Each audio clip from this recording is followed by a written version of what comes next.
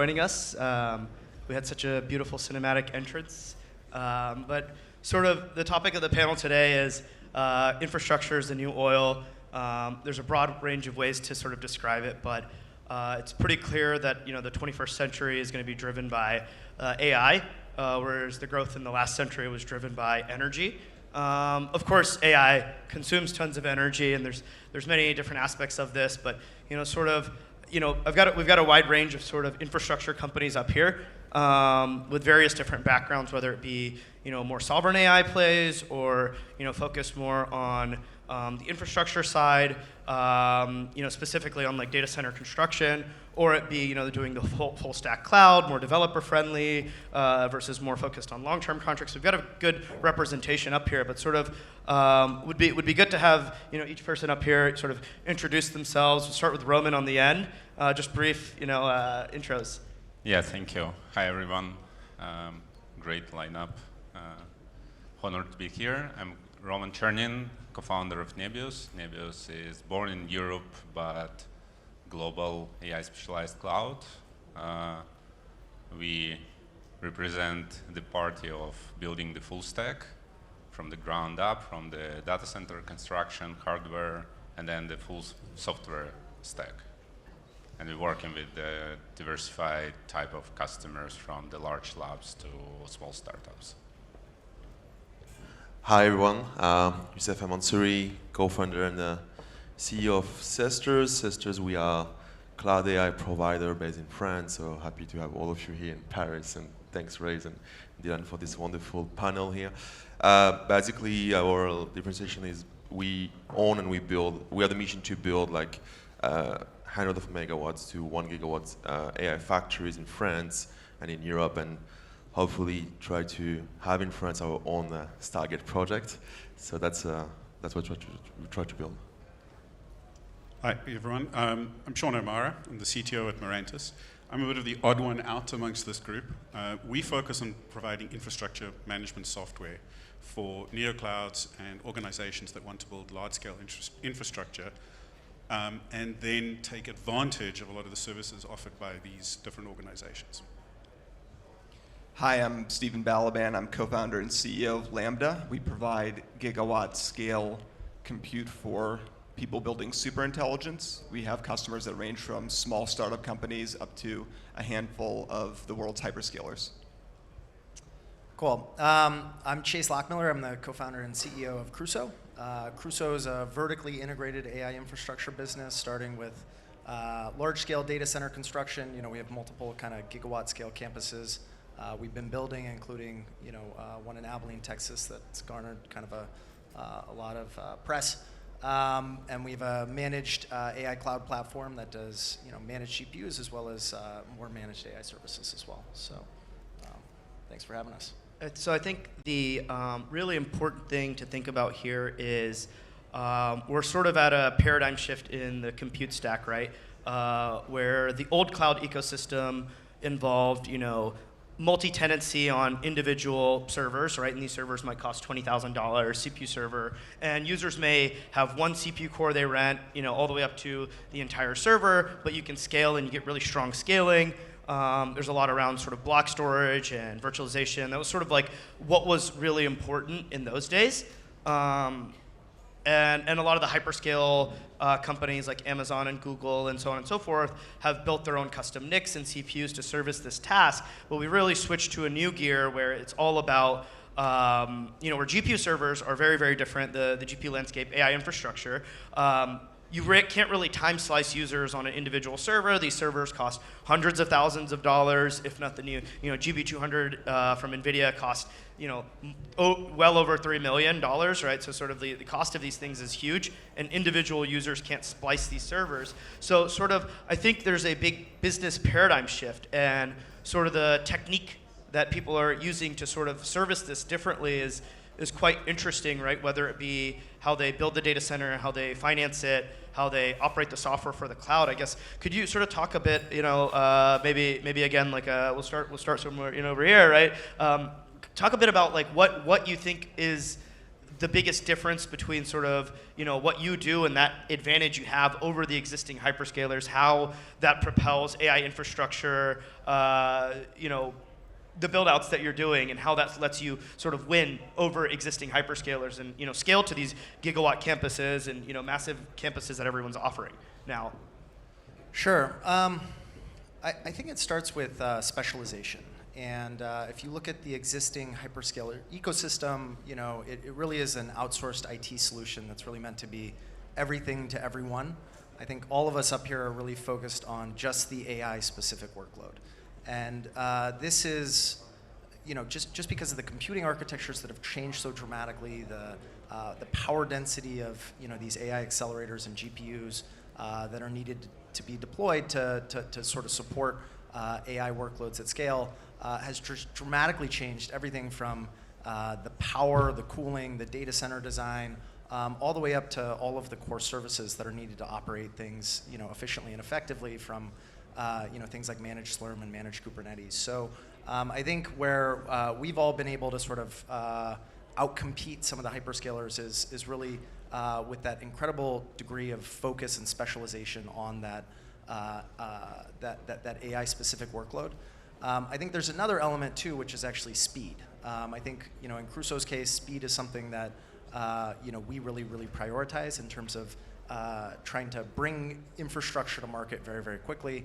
And in a lot of ways, startups in the Neocloud ecosystem is sort of systematically designed to move way faster than any of these large tech companies. And when you look at any of the really big tech companies, the decision-making architecture is by design meant to be kind of slow, right? There's a lot of people that have to go through an approval process, and when it takes a couple days here, a week there, all of these things compound into just a lot of delays in terms of bringing this infrastructure to market. So at Crusoe, we've been able to break records in terms of how quickly we could bring 100 megawatt data centers online. So in Abilene, the first 2 buildings that we built there, each about 103 megawatts, we did in about a little over 300 days. The next 6 are coming online in just over 200 days. We're really sort of accelerating this abundance of AI infrastructure, which ultimately leads to this abundant intelligence for enterprises and startups to benefit the economy.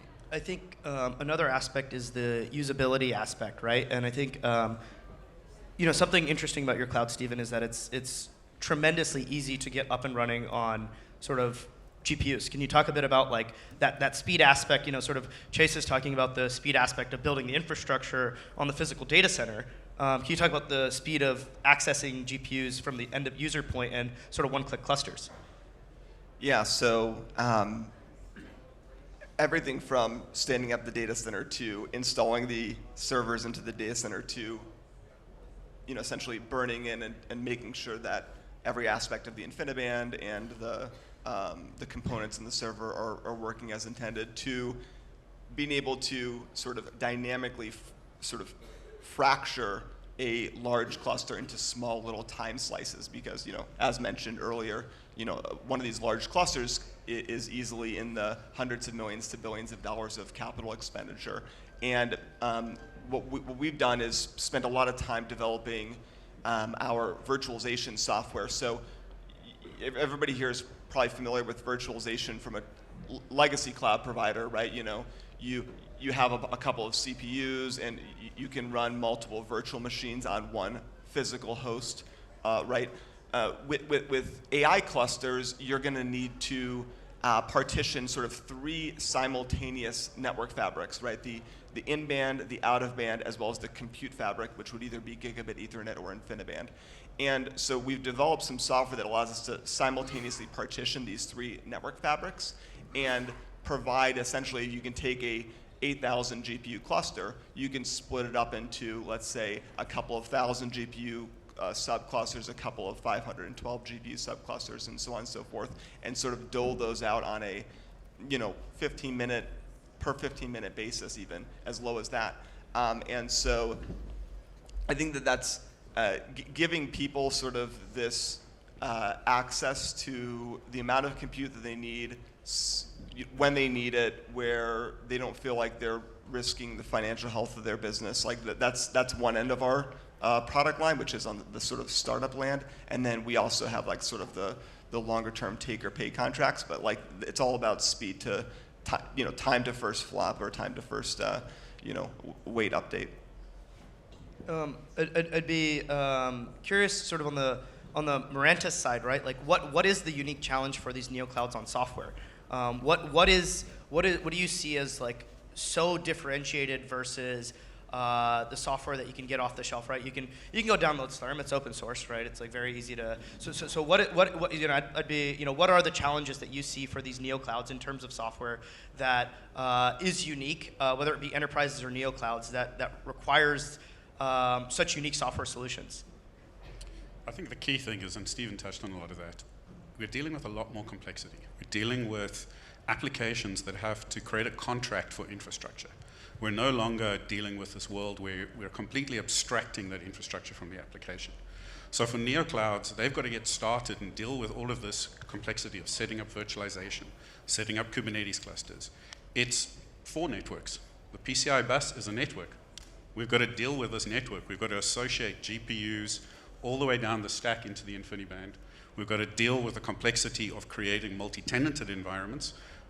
Traditionally, VMs, we come along, we build a VM, we create a network underneath that VM, we share a lot of those resources. Now you go into a service provider environment, we've got to create strict multi-tenancy as low down the layer as possible. And again, for the Neoclouds, it boils down to speed. How fast can they take that investment that they've made, which amounts to hundreds of millions of dollars, not just in hardware, but in data centers, and sell that? How quickly can they turn that into revenue for the business? And that's the key thing for Neoclouds. Where we're looking at this is, how do I give them a set of software that they can template those environments and stamp them out without having the deep skills that necessarily you guys have all got in your businesses? And that's where we sit in the ecosystem today. For enterprises, it's about taking that within their premises and giving them access to the services offered by these specialty providers like the gentleman here. I'd be curious. So what's you're representing sort of the sovereign cloud angle of this. What is Sesterce doing that like what is the unique aspect of sovereign cloud? Why does there need to be a sovereign cloud? In the old age of cloud, everyone just used Amazon or used Google or used Microsoft. Why sovereign clouds? I think honestly, I will be honest with you. Until this year, sovereignty, I really saw it as a kind of marketing word, right? Like everyone was playing with sovereignty in a way that basically it was just like a kind of a marketing argument. I'll be really surprised over the last year because what we saw in the market, mainly in the European market, is a bigger sensibility of the sovereign topic. And it goes from energy production to token production, so basically all the value chain. We see more and more sensibility to the sovereign topic, and what we saw with Sesterce, what is our mission is to be able to give to Europe a sovereign play and the capacity to get its own infrastructure, its own data centers with its own compute, using its own energy rights. I will give you a really clear number here. In Europe, and this number from you guys at SemiAnalysis is, in Europe we have less than 5% of the compute power in the world, when the hyperscalers get more than 60%. So our mission is kind of try to fill this gap at the maximum. So that's why we're building right now multiple sites now in France mainly, as it's kind of our like domestic market. And we have a 5 gigawatts energy excess here in France. So basically, we try to match that. And what you get with the AI Summit in February in France tend to crystallize this dynamic and this vision for France. And basically, the goal for us is really clear, like how we build Europe in a way that we don't rent our future using hyperscaler solution, but more like owning our own future by building our own sovereign solution. And something really clear that we also want to build with Sesterce, we don't want sovereign solution as default solution. It's what we see a lot in Europe. Basically, people sacrifice performance for sovereignty, right? Because until now, we don't get that much of really at-scale, beautiful, easy-to-use, high-performance cloud solution in Europe. And what we try to build here at Sesterce is really simple to use, high-performance, logic, smart solution using the best possible way with our Sesterce OS, for example. Where basically, we get like all the Slam on Kubernetes operator that we can use to build your training at scale. Also, like I think Nebius is doing also beautiful work here in Europe. But what we try to focus on when we talk about sovereignty is at the same time being sure that we build the future of Europe in Europe by European players and European companies in France by building gigawatt sites now and at-scale site. At the same time, never sacrifice the performance and the UX to the customers, because I think it's where we lagged a lot in Europe, in sovereign play in Europe right now. Is basically, if I have to choose between a beautiful Google Cloud interface and let's say a shitty European cloud interface, I will always go to the Google. And we need to really be at the level, right? We don't want to be here to only play the sovereign play. We really want to be the sovereign play, but at the same time get the same level of experience as a hyperscaler interface. I think the important thing sort of everyone talked about here congruently is that speed is the moat, right? Speed is so important. Chase talked about how the rack densities of data centers, right? Data centers for CPUs, 10 megawatts a rack, 12 megawatts a rack. Kilowatts. The new ones, or kilowatts, sorry, kilowatts a rack, sorry. The new NVIDIA servers, 140 kilowatts a rack. Next generation NVIDIA is 800 kilowatts a rack. Roman, you guys do a lot of interesting work on sort of, custom servers, deploying very rapidly. Can you talk about why it's so challenging to build this infrastructure, whether it's cooling, whether it's the servers, bringing them up, making sure they're reliable? We've worked a lot with you guys on sort of Cluster Max, where we tested all the GPU clouds, including most of the clouds up here. What sort of is the core challenges in bringing this to market so fast? Yeah, I want to come back to the initial question about I think what actually joined us all together, we have a little bit of competitors all here, and the most often I hear about Crusoe and Lambda is when we compete for the deal, and not when we sit together. But in general, I think we have quite a general kind of challenge, is competition with hyperscalers. And I think it's split it in two parts in general. The initial stage that we observe now and still observe is exponential growth. And actually, this is the time when all what we're discussing is playing very nicely. Speed, specialization, focus on delivering the right thing to new workloads, because everything is changing, and the bigger companies are by design slower, so you will always get the advantage of moving faster, be more focused, specialized, just take the more risk, more technological risk if needed. But then the second component of that is actually long-term technology. And I think here I come to your question is, when we started this, we decided, and it was not that obvious, that we need to do the full stack. So starting literally from designing data centers, then racks, and then software platform. Because we believe that long term, the ability to optimize all the things across the stack,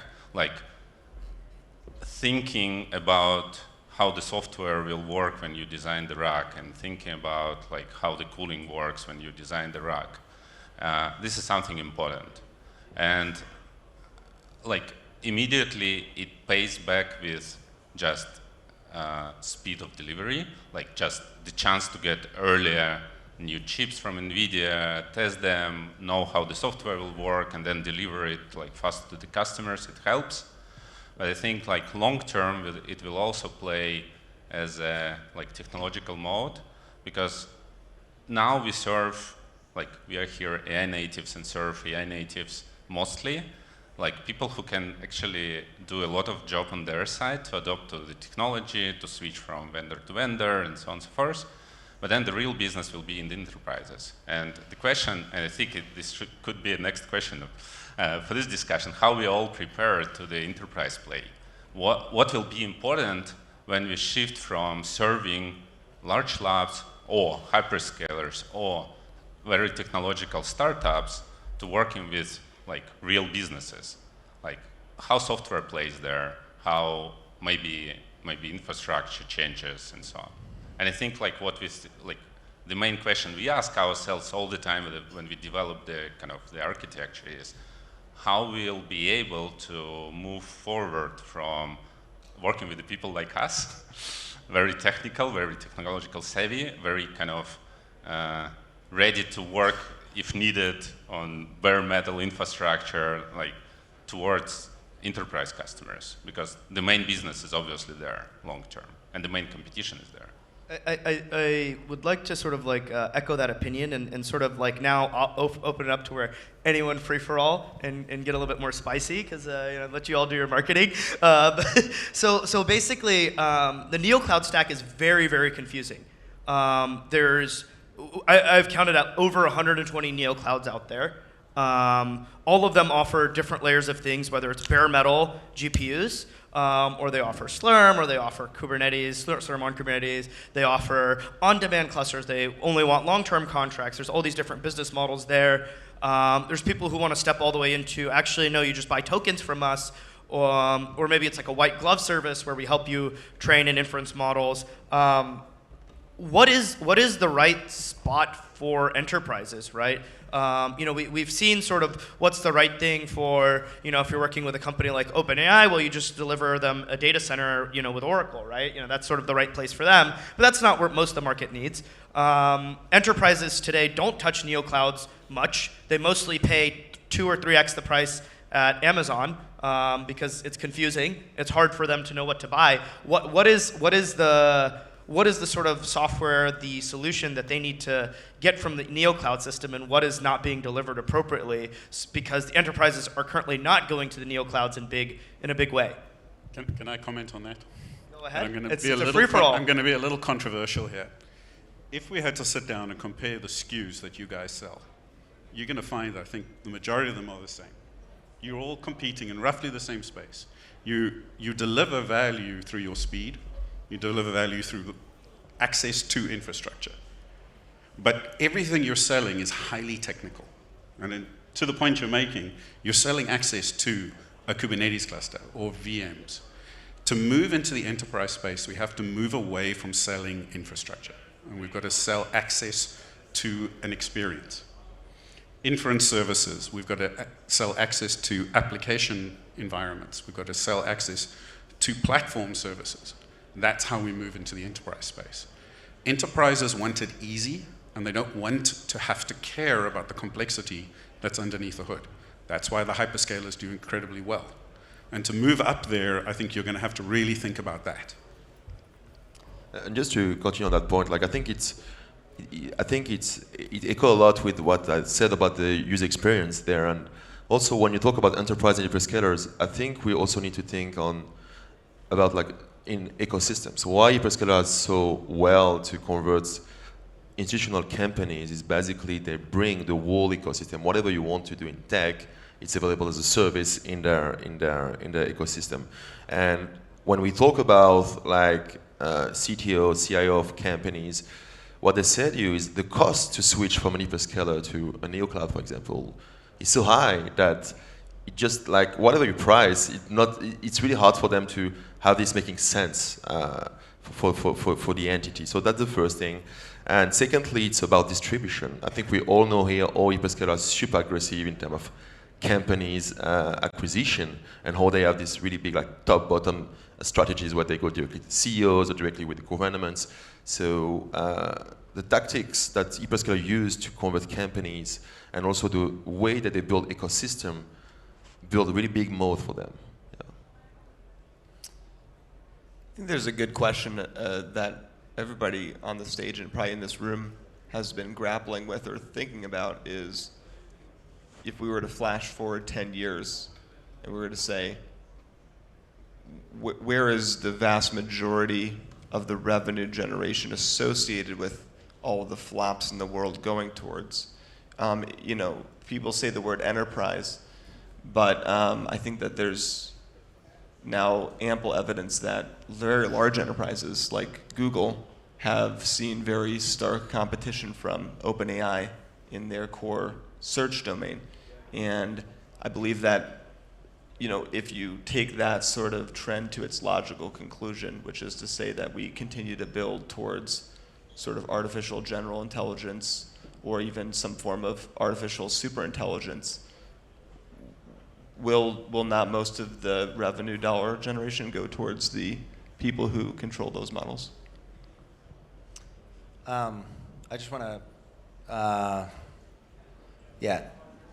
maybe I'll come back to the enterprise question. Sorry, I didn't mean to make it discontinuous here, but I think from our perspective, ultimately, we're in the business of serving our customers, and ultimately we want to provide great solutions at every layer of the stack, and we really value this vertically integrated approach because it gives us a holistic view of the full infrastructure landscape. So, you mentioned with OpenAI, if they just want a very large data center to run, the next biggest cluster in the world, we're happy to help support that.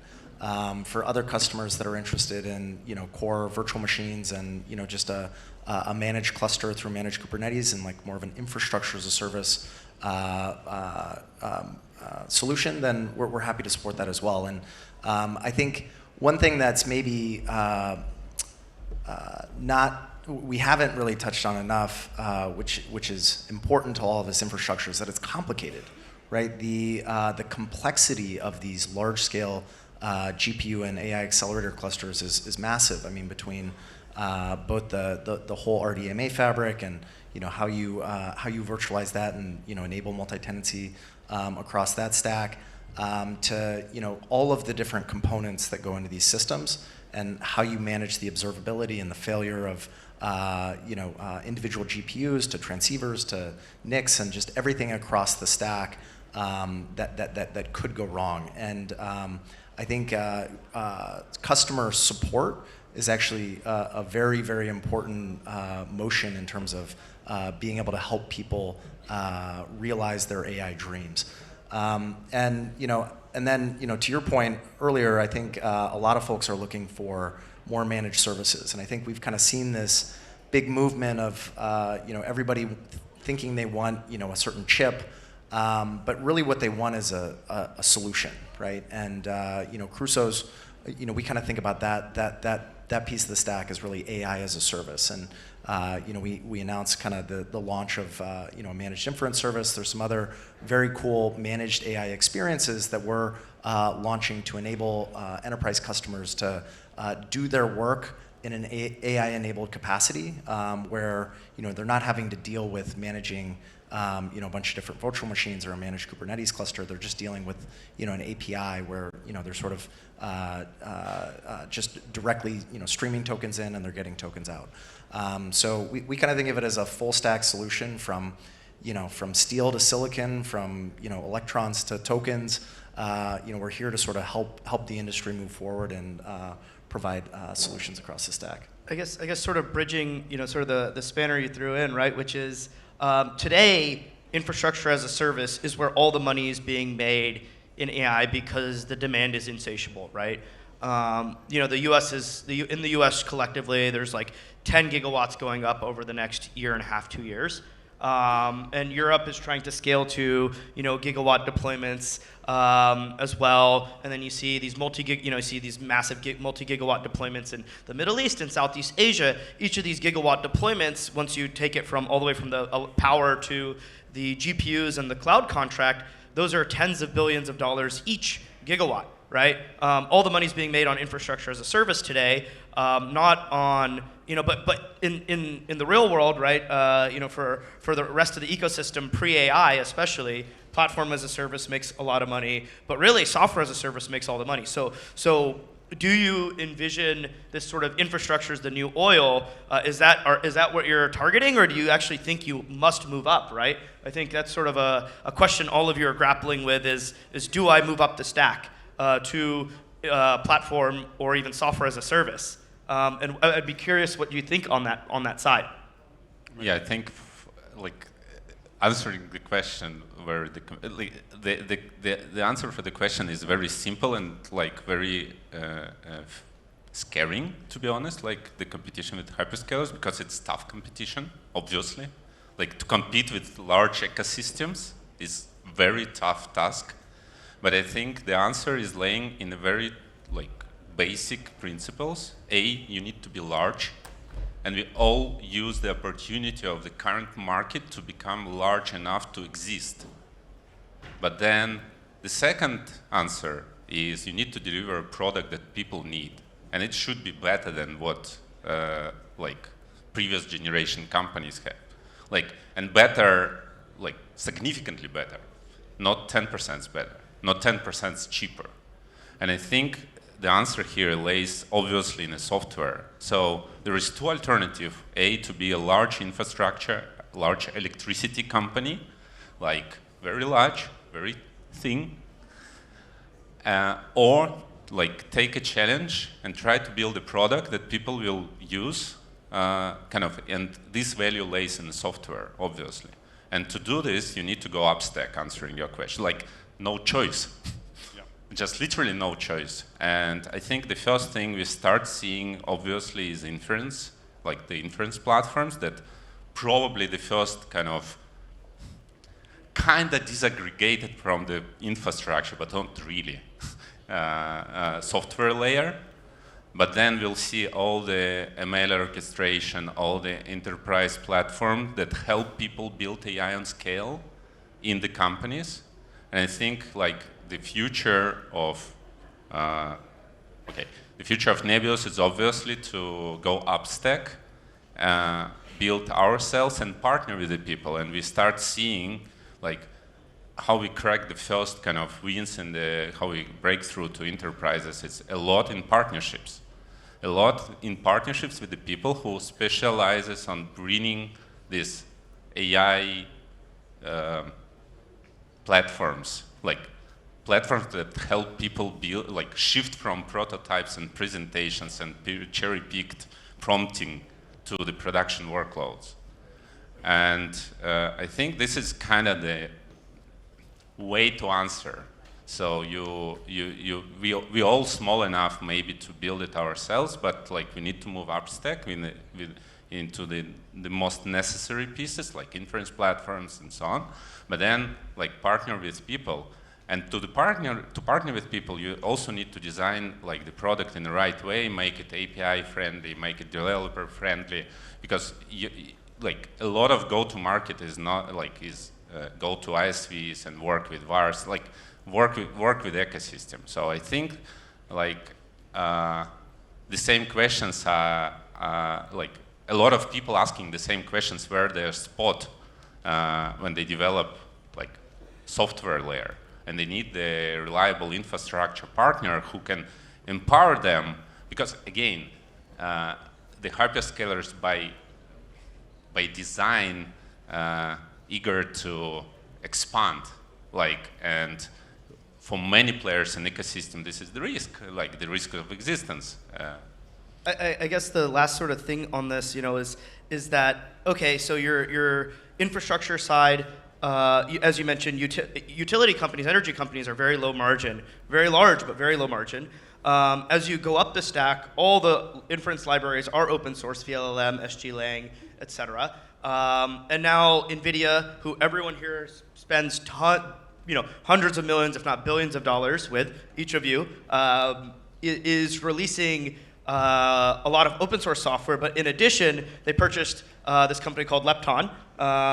We rated all the GPU clouds, and they were gold rated alongside multiple people up here on the stage because their software was so good across networking, across storage, across the usability in terms of scheduling jobs, et cetera. But they purchased this and created a GPU marketplace.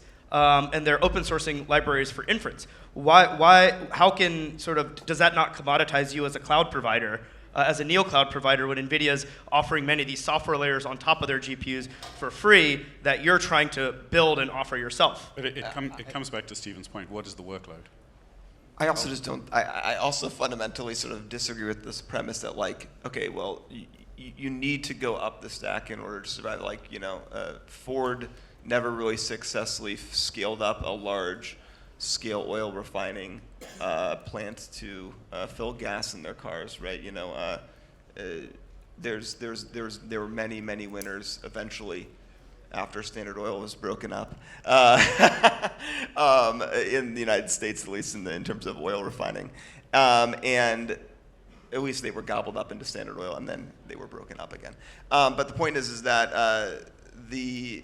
that sort of like premise, I think, is maybe flawed from the perspective that like there's really massive multi-hundred-billion-dollar market cap businesses that will be built at every single layer in the stack, whether you look at the data center build and construction and design, the operation of a large-scale cloud provider, the semiconductors, the fabrication plants used to build those semiconductors, the software layer that goes on top, as well as the model builders, right? Like every single one of those layers, as AI has the effect that's going to have on the world, is going to be filled with a handful of major winners, and the dynamics of that is going to be defined by the moats that exist in that space, right? You know, when there's network effect moats, that tends to be more winner take all. When there's more economies of scale moats or other things like that, that tends to be more oligopolistic as the result. So I think that's just more about the market structure than anything. And I tend to agree with that. Because actually,